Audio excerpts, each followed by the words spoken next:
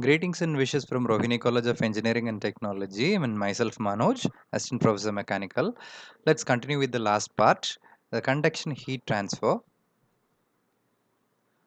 In the previous part, we have discussed about the conduction heat transfer and Fourier's law. Here we are going to discuss about the Fourier's law of heat conduction along with the electrical analogy of heat conduction.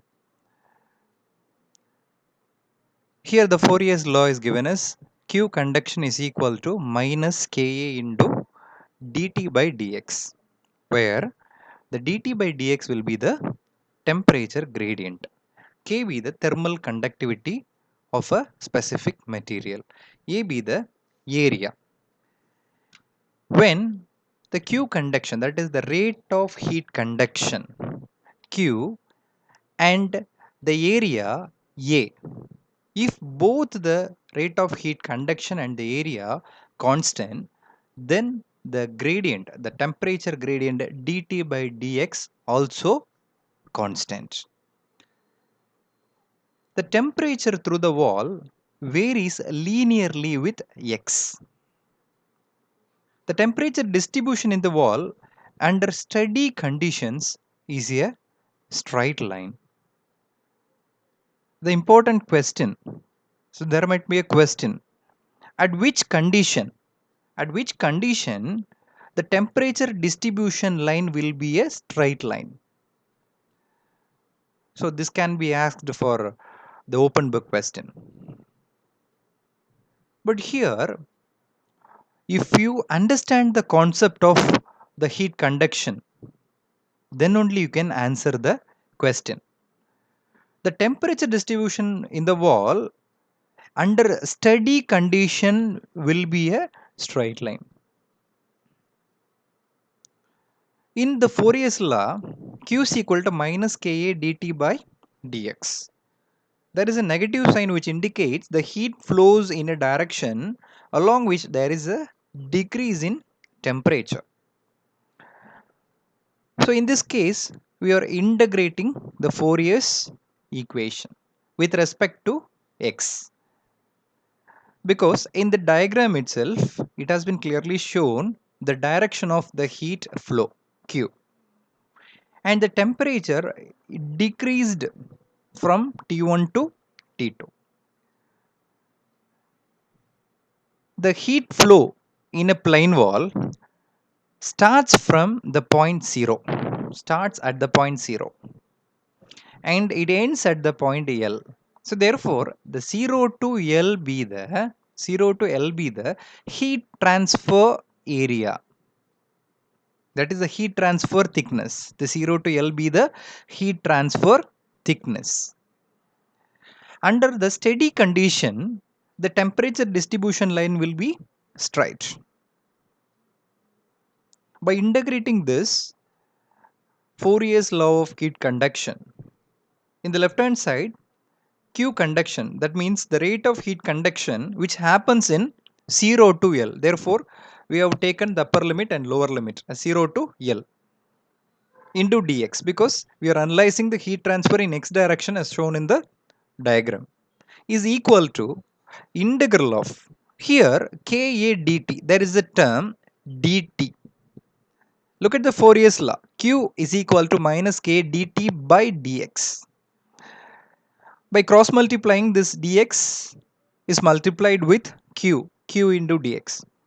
Then remaining thing here, the variable is dt, that is the temperature difference, where at the point 0 the temperature is T1, will be the initial temperature, and at the thickness L the temperature is T2. Therefore, we are taking the upper limit and lower limit as initial and final temperatures. By integrating these things, we will get Q conduction is equal to minus Ka T2 minus T1 divided by L. By applying the upper limit and lower limit, we will get the same. Here, we have to note the point. The answer is given as Q conduction through a plane wall is equal to Ka into T1 minus T2 divided by L. To eliminate the minus sign in front of the equation, just I have interchanged the values. I mean, I've rewritten the equation as Ka into T1 minus T2 divided by L. Thermal resistance. This is more important. This is a thermal analogy. I mean, the electrical analogy. First, we have to know what is electrical analogy.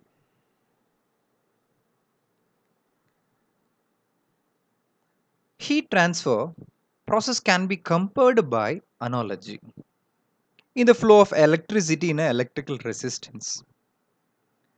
As this flow of electric current in electrical resistance is directly proportional to the potential difference in a system. Similarly, the heat flow rate is directly proportional to the temperature difference. So there is a comparison between the electrical resistance in a electrical circuit and the heat transfer in a element. So in the heat transfer rate or the heat flow rate is directly proportional to its temperature difference. As like in an electrical circuit, the flow of electric current in electrical resistance is directly proportional to its potential difference. We have to know the reciprocal of this thermal resistance is said to be a thermal conductance. What we are doing is just we are correlating the heat transfer phenomena with the electrical flow phenomena, that is electricity, the electric current flowing phenomena, right? There is a comparison. We have to understand this clearly. The heat flow rate is directly proportional to its temperature difference. Similarly, the electrical current in the electrical resistance is directly proportional to the potential difference. So accordingly, just we are converting the physical quantity into the electrical resistance. Here it has been clearly shown Q conduction through a wall is equal to T1 minus T2 divided by R. So look at this equation, Ka into T1 minus T2 divided by L. But in this they have given T1 minus T2 divided by R. So therefore instead of this L by Ka, L by K, there is a term called L. This L will be the thickness and K the thermal conductivity and A will be the area. So instead of this L by Ka, here we have given the value of R. R will be the thermal resistance. Here it has been clearly discussed. The heat is flowing through a wall or any layer. The temperature is decreasing, as the Fourier's law clearly states with the negative sign. That means the material, the specific material offering resistance to the flow of heat. If the material having higher thermal conductivity, it can conduct the heat very quickly, or else it can conduct the heat very effectively. Suppose if a material having less thermal conductivity, because the Q and K be or is in direct proportion. That means if it is a low thermal conductivity material, it offers more resistance to the flow of heat. It will not conduct the heat as much. Therefore, the Q conduction is equal to T1 minus T2 divided by R. That R represents the resistance offered to the flow of heat energy through any layer.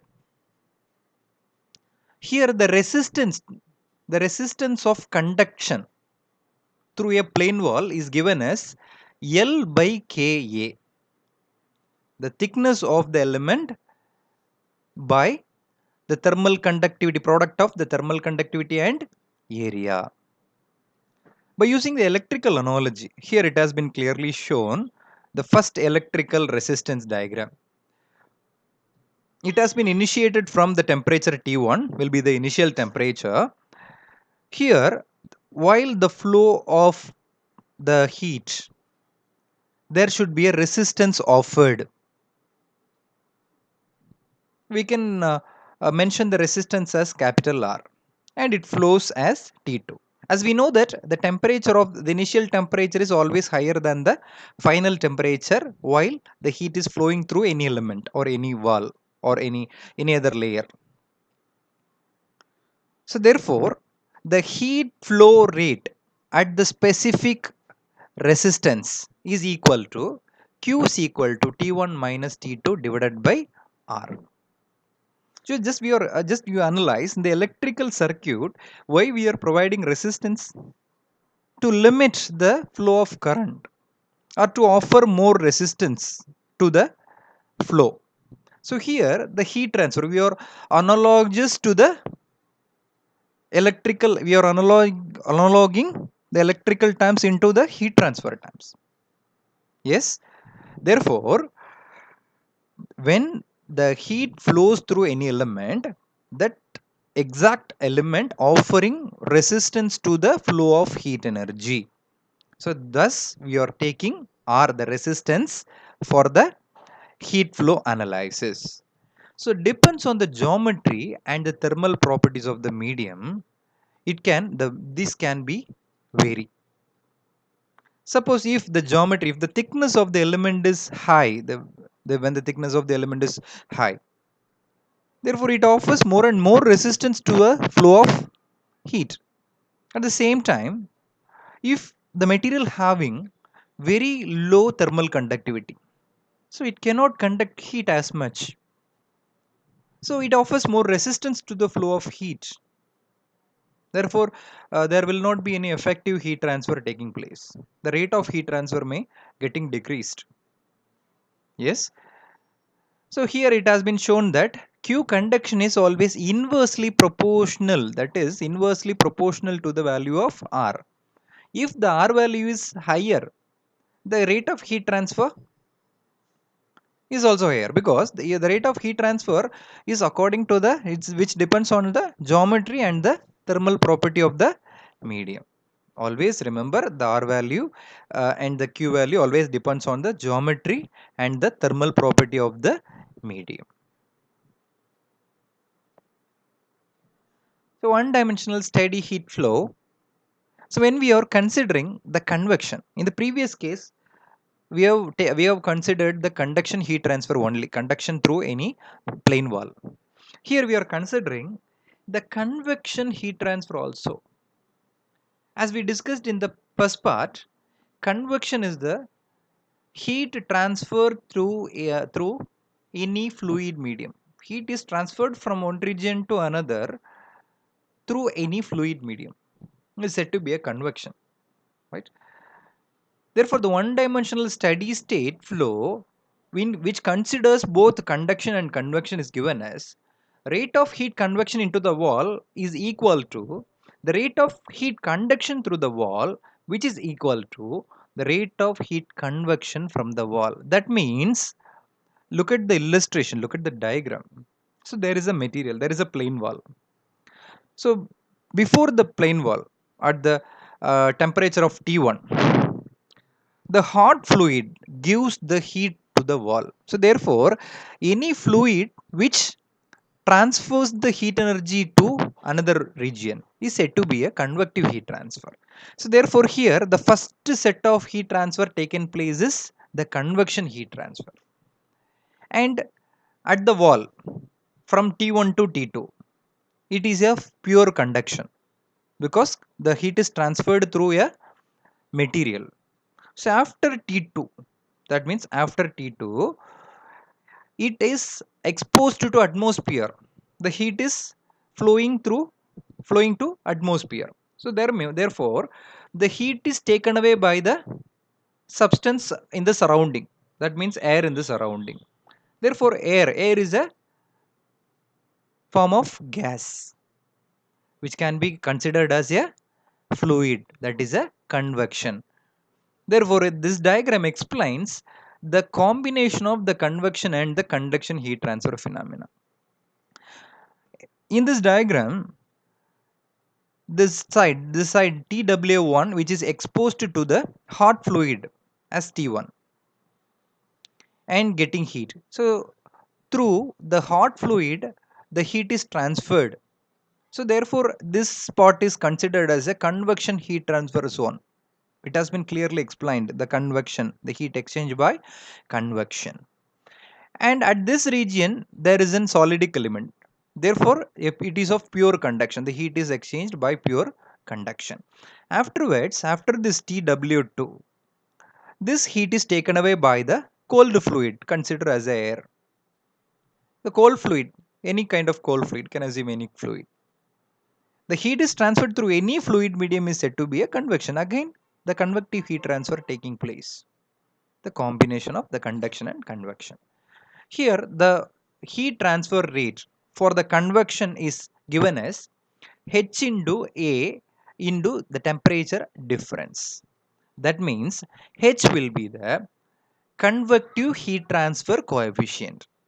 A will be the area and delta T will be the temperature difference.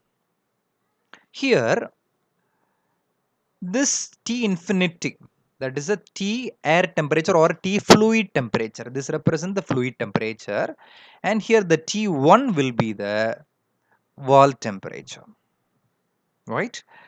So for the first convection, here it has been clearly given for the specific heat transfer. In this case, the first heat is transferred through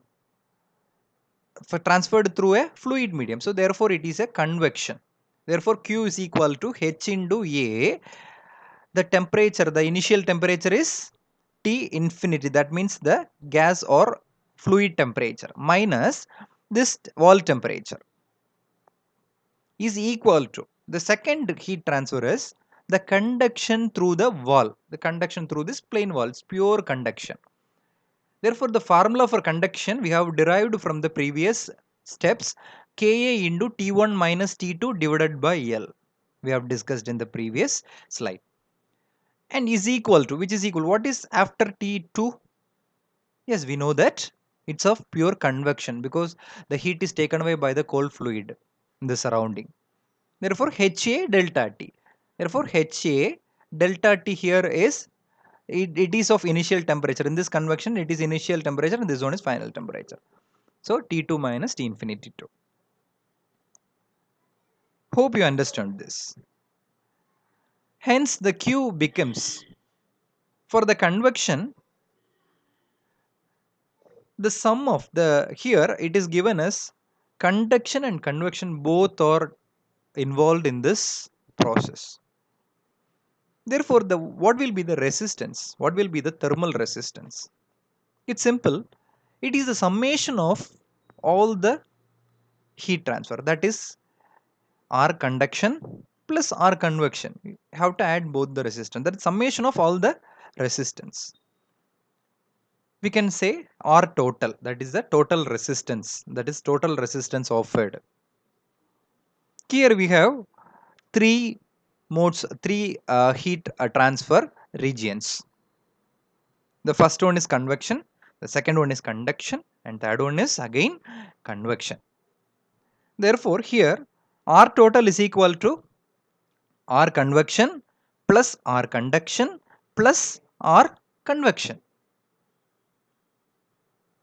Right? This is said to be a total resistance. And here we have rearranged this equation by keeping this temperature difference on the numerator in all the cases, and how to take the remaining terms as a denominator. This can be comes as temperature difference divided by 1 by H1A. Here it comes as T1 minus T2 divided by L by Ka. Here it is given as temperature difference divided by 1 by HA. Here this 1 by HA is represented as the resistance offered in convection heat transfer. The L by Ka is the resistance offered while conduction. Hence, we clearly understood the resistance for the conduction through a plane wall. is equal to L by Ka, where L be the thickness of the element, K be the thermal conductivity of a specific material, and A will be the area.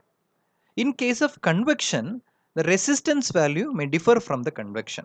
That is 1 by HA, where H be the convective heat transfer coefficient, the unit is watts per meter square Kelvin, and A will be the area.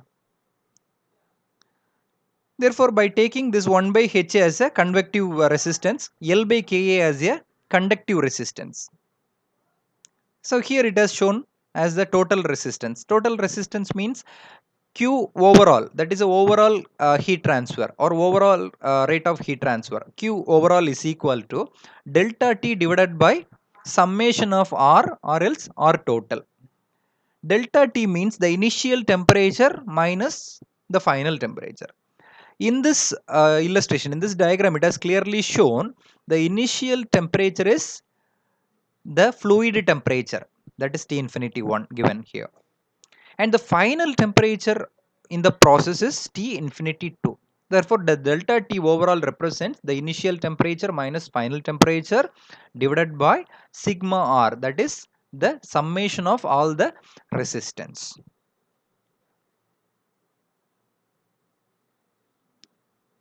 Here it has been concluded with whatever you have seen here. It has been illustrated in brief, the thermal network diagram. What we have done for the convection heat transfer from T infinity 1 to T1, we have drawn a resistance. There will be a convective resistance or convection. CONV represents convection. Here we have two convections. So therefore, I have considered the first convection as R convection 1 and the next one as R convection 2. Okay. There has been shown the Q, the heat flow direction also shown from T infinity 1 to T1. There will be a convection since there will be no solidic element, only the heat is transferred through any fluid. Then here the wall, the plain wall, there is a solidic element. A wall is made up of any material, specific material. Therefore, it is considered as a pure conduction. And because conduction is happens due to the molecular interaction between them, right?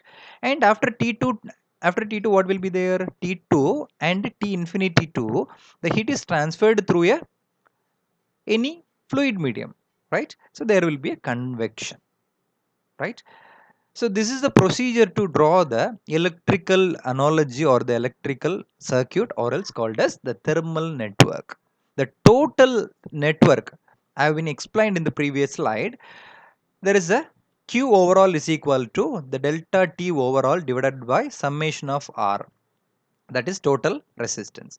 Here the initial temperature is T infinity 1 minus the final temperature is T infinity 2 divided by the summation of all the resistance in the given, right? Therefore, R convection 1 plus R conduction or R wall plus R convection 2.